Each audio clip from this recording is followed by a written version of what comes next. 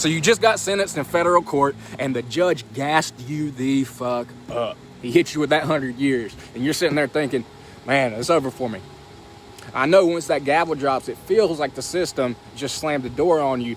But the truth is, sentencing isn't always the end of the road. There can be hope. There are still a few things that can happen after you get sentenced. So that's what we're going to talk about here. The first option is a direct appeal. This isn't about arguing the facts of your case again. It's about arguing that the court made some type of legal mistake. Maybe it could have been evidence that shouldn't have come in. Maybe it's the sentence calculation being wrong.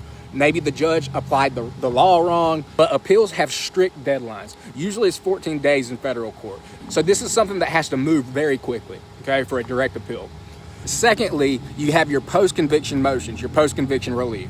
And that's where I come into play. In federal court, there's usually a 2255 motion.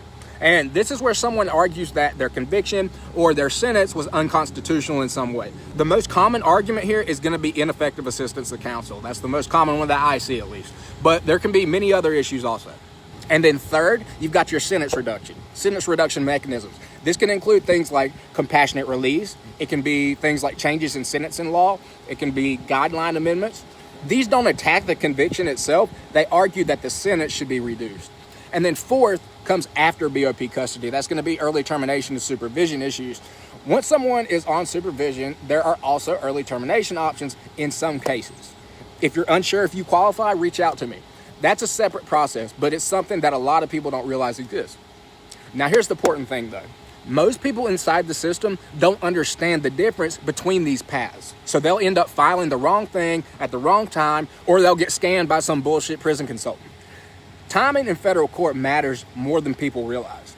So if you want me to break down how these different relief paths actually work, follow along and you may be able to learn how to do it yourself.